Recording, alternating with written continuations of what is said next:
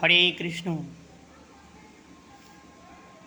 সমস্ত সকল গৌর ভক্তবৃন্দির শ্রীচরণে আমার অগণিত প্রণাম।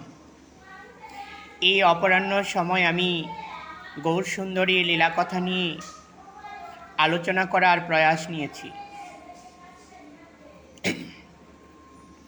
চৈতন্য চরিতামৃতের লীলা, রঘুনাথ দাসের কৃপা, রঘুনাথ দাসের প্রতি কৃপা।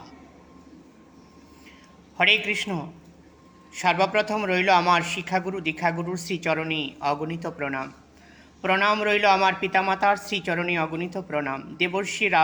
দেবর্ষি মহিষী আবাল বৃদ্ধ বনিতা সকল গৌর ভক্তবৃন্দির শ্রীচরণে আমার অগণিত প্রণাম। পৃথিবীতে যত অনন্ত কোটি সাধুগুরু বৈষ্ণব আছে সবার শ্রীচরণে আমার অগণিত প্রণাম। আজকে লীলা কথা হলো চৈতন্য চরিতামৃত রঘুনাথ দাসের কৃপা। স্বর গোস্বামীর মধ্যে অন্যতম গোস্বামী রঘুনাথ দাস, মহাপ্রভুর নিত্য পার্শ্বদ। সপ্তগ্রামীর বড় জমিদারির পুত্র রঘুনাথ দাস, তার বাবার নাম হলো গোবর্ধন। সপ্তগ্রামের মধ্যে অন্যতম বড় জমিদার হলো গোবর্ধন, তার পুত্র হলো রঘুনাথ। রঘুনাথ দাস ছোটবেলা থেকেই কৃষ্ণ ভক্তি পরায়ণ। কৃষ্ণ ছাড়া কিছু জানে না, গৌর ছাড়া কিছু জানে না। দৈব ভাব নিয়ে যে সন্তান জন্ম হয় ছোটবেলা থেকেই হরিভক্তি লাভ হয়। হরিভক্তি লাভ করেই কৃষ্ণচরণ পাওয়া যায়। কৃষ্ণকে পেতে হলে দরকার প্রথমত হলো ভক্তি। ভক্তিটা পাওয়া যায় সাধু সঙ্গে রসের কৃপায়। রঘুনাথ দাস ছোটবেলা থেকেই উদাসীনীর মতো থাকতেন। তার তীব্র বৈরাগ্যের উদয় ছিল, বিষয় বাসনা হৃদয়ে ছিল না। অন্য ছেলেদের মতো সে ছিল না। ভক্তিতে গদগদ জীবন ছিল। তিনি মহাপ্রভুর রূপ গুণকথা শ্রবণ করে আত্মহারা হয়ে গিয়েছিল। মনে প্রাণে শ্রী গৌরীর শ্রীচরণে নিজকে নিয়োজিত করে দিয়েছিলেন। এই রঘুনাথ দাস শ্রী গৌরীর রূপে গুণে আকৃষ্ট হয়ে সেই প্রভুর চরণ সান্নিধ্যে ছুটে গিয়েছিলেন। প্রভুকে দর্শন করে সাষ্টাঙ্গে প্রণাম জানিয়ে তার চরণে নিজকে সমর্পিত করেছে। প্রভু, তোমার এই অভয় রাঙ্গা চরণে যেন আমার স্থান হয়। আমার প্রভু তাকে দু বাহু এগিয়ে আলিঙ্গন করেছে। রঘুনাথ বলেছে, হে প্রভু, আমার শিক্ষা কি দিতে হবে আপনি বলে দিন, আমার কি করতে হবে। প্রভু বলেছিল, ভালো না খাইবে, ভালো না পড়িবে, রাধা কৃষ্ণ মানসে পুজিবে, গ্রাম্য কথা না বলিবা, গ্রাম্য কথা না শুনিবা, রাধা কৃষ্ণ অনুক্ষণ সেবা চর্চা করিবে। মহাপ্রভু আরেকটা উত্তর বলে দিয়েছিল, মর্কট বৈরাগ্য না করল লোক দেখাইয়া, যথা যোগ্য বিষয় ভুঞ্জ অনাসক্ত হইয়া। মর্কট বৈরাগ্যের দ্বারা কখনো কৃষ্ণ পাওয়া যায় না। মর্কট বৈরাগ্যের দ্বারা কখনো কৃষ্ণ পাওয়া যায় না। রঘুনাথকে বলে দিয়েছেন, যাও বাড়ি গিয়ে তুমি কি করবে জানো?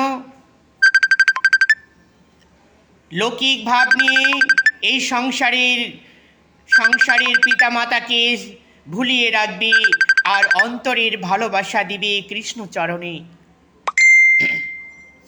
অন্তরের ভালোবাসা দিবে কৃষ্ণ চরণে। রঘুনাথ মহাপ্রভুর কৃপা নিয়ে বাড়িতে আসলো। তার বাবা মা বুঝতে পেরেছে কৃষ্ণ প্রেমে যে সে উন্মাদ হয়ে গিয়েছে, তাকে সংসারে ধরে রাখা কঠিন হয়ে যাবে। তাই রঘুনাথ দাসকে বিবাহ করে দিয়েছিলেন। ঘরে অপরূপ সুন্দর স্ত্রী ঘরে নিয়ে এসেছিল, যাতে করে রঘুনাথ তার সুন্দরী স্ত্রীর প্রতি আকৃষ্ট হয়ে সংসারে কারাকক্ষে যেন আবদ্ধ থাকে। তার রঘুনাথ দাস কি করেছেন? সুন্দর স্ত্রীর প্রতি কোনো তার আসক্তি নেই। তিনি হা গৌর বলে ডাকতেন, আর নয়নে জলে ভাসত,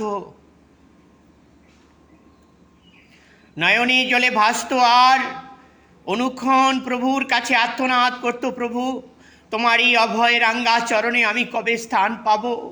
এই কারাকক্ষ থেকে আমি কবে বেরিয়ে যেতে পারবো তোমার এই শ্রীচরণে? কবে করতে পারবো তোমার এই রাঙ্গা চরণের নিত্য দাসত্ব? রঘুনাথ দাস তার বাবার জমিদারির কত টাকা পয়সা জমি জমা, তার প্রতিও লোভ ছিল না, ছিল না তার কোনো লোভ লালসা, তীব্র বৈরাগ্য। এই রঘুনাথ দাস জানতে পেরেছিলেন পানিহাটি গ্রামে নিতাই চাঁদ এসেছে। এই নিত্যানন্দ প্রভুর কৃপা না হলে গৌরের কৃপা হয় না। নিতাই পদকমল কুটিচন্দ্র সুশীতল, হেন ছায়ায় জগত জোড়ায়, হেন নিতাই বিনে বাই রাধা কৃষ্ণ পাইতে নাই, ধীর করে ধর নিতাই পায়। আজকে এই পানিহাটি গ্রামে আমার নিত্যানন্দ প্রভু এসেছে। বসল কোথায়? গঙ্গার তীরে একটি বৃক্ষের পিণ্ডার উপর। এই নিত্যানন্দ প্রভুর অঙ্গ দিয়ে যেন কোটি সূর্যের জ্যোতি উদ্ভাসিত হচ্ছে। আর রঘুনাথ দাস ছুটে গিয়ে প্রভু নিতাইর চরণ দুখানা আঁকড়ে ধরেছে, আর নয়নে জলে কাঁদতে শুরু করে দিয়েছে, প্রভু তোমার এই অভয়ে রাঙ্গা চরণে আমাকে স্থান দাও। আমি কি করে গৌরের চরণ লাভ করব, তুমি আমাকে বলে দাও। নিতাই হেসে সে বলেছিলেন, রঘুনাথ তুই এতদিন আমাকে দেখা দিসনি, আজ যখন দেখা দিয়েছিস এই ভক্তদেরকে ধই চিরা খাইয়ে দে। রঘুনাথ দাস তার বাবা বড় জমিদারি, টাকা পয়সার কোনো অভাব ছিল না।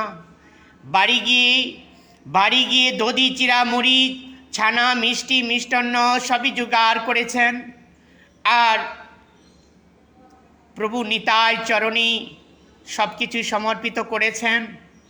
আর প্রভুর চরণে পতিত হয়ে সেই নিত্যানন্দ প্রভুকে সেবার জন্য অনুনয় বিনয় করেছেন।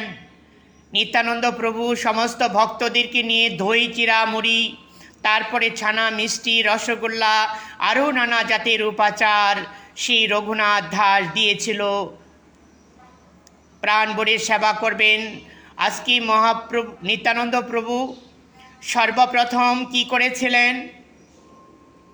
ধ্যানের মাধ্যমে আমার মহাপ্রভুকে নিয়ে এসে, ধ্যানের মাধ্যমে মহাপ্রভুকে নিয়ে এসে সেই দই চিরা মুড়ি খাইয়ে দিয়েছিল আমার প্রভু নিত্যানন্দ। আমার গৌরহরি আকণ্ঠ ভোজন করেছে ভক্তের দেওয়া দ্রব্য। নিত্যানন্দ প্রভু আনন্দ যেন ধরে না। আর যারা সমস্ত সকল ভক্তবৃন্দ নিয়ে আজকে দই চিরামুড়ি খাইয়েছেন সেই রঘুনাথ দাস আর সেই নিত্যানন্দ প্রভু, সেই মহাপ্রভুকে ধ্যানের মাধ্যমে যে ভোজন করিয়েছেন, উচ্ছিষ্ট প্রসাদ দিয়েছেন রঘুনাথ দাসকে। রঘুনাথ দাস সেই আনন্দে আত্মহারা হয়ে মহাপ্রভুর প্রসাদ গ্রহণ করেছেন। প্রভুর চরণে পতিত হয়ে ক্রন্দন করছে যে, প্রভু, হে প্রভু, আমি কবে আমার সেই মহাপ্রভুর চরণ দুখানা আমার হৃদয়ে আঁকড়ে ধরে রাখতে পারবো? নিত্যানন্দ প্রভু বলেছিল, আজ তুমি যে আমাকে সেবা করিয়েছ, সেই সেবায় সন্তুষ্ট হয়েছি। আজ থেকে আমি বলে দিলাম, সে প্রভু গৌরহরি তোমাকে স্বরূপের হাতে অর্পণ করবে, তুমি হবে স্বরূপের রঘুনাথ। তোমার আজ কৃপা করে দিলাম, তোমাকে আমি সংসার কারাকক্ষ থেকে মুক্তি দিয়ে দিলাম। অচিরাত তুমি আমার শ্রী গৌর হরির রাতুল রাঙ্গা চরণের আশ্রয় পাবে। আজকে নিতাই সেবা অর্চনা করি। নিতাই আলিঙ্গন দিয়েছেন, রাঙ্গাচরণ মাথায় তুলে দিয়েছেন। রঘুনাথ দাসের কৃপা হয়ে গেল। আজকে বাড়ি ফিরে গেল উদাসীনীর ভাবটা নিয়ে, আর গৌর হরি বলে ডাকছে। হে গৌর হরি, হে পতিত পাবন গৌর হরি, কবে তোমার সেই কৃপা হবে, তোমার এই অভয় রাঙ্গাচরণে আমি স্থান পাব। বাড়িতে গিয়ে ধৈর্য ধরতে পারছেন না, তীব্র বৈরাগ্যের উদয় হলো। আহার নিদ্রা ত্যাগ করেছে শুধু প্রভুর রাঙ্গাচরণের আশায়। রাত্রিতে তার সুন্দরী স্ত্রীর সঙ্গে শয্যা করে না, চণ্ডী মণ্ডপের মধ্যে শয্যা করে রঘুনাথ দাস। যাকে কৃষ্ণ প্রেমের ভালোবাসায় ধরেছে, তাকে কখনো সংসার কারাকক্ষে আবদ্ধ করতে পারে না। তার হৃদয়ে কৃষ্ণ প্রেমের উজান বইছে, উতালা তরঙ্গে ঢেউ বয়েছে, নয়নদী শ্রাবণীর জলধারার মতো অশ্রুগুলো বেয়ে পড়েছে। রঘুনাথ দাস হা গৌর বলে হৃদয়ে যত ভালোবাসা ছিল গৌর হরিকে দিয়ে দিয়েছেন। তার বাবা গোবর্ধন দাস তাকে কড়া পাহারায় রেখেছেন। রঘুনাথ দাস যেন বাড়ি ছাড়া না হয়। এই রঘুনাথ দাস যদি বাড়ি ছাড়া হয়ে যায়, উদাসীনীর ব্রত নেই, বৈরাগী হয়ে যায়, এই সম্পদ দেখাশোনা করবে কে? সেই জন্য রেখেছিলেন কড়া পাহারা। যদুনাথ দাস ছিল পুরোহিত, তাকে দিয়ে পাহারা রাখা হয়েছিল যাতে রঘুনাথ দাস বাড়ি ছেড়ে কোথাও না যেতে পারে। রঘুনাথ দাস চণ্ডী মণ্ডপে শয়ন করেছেন। নিশি গভীর হতে লাগলো। সবাই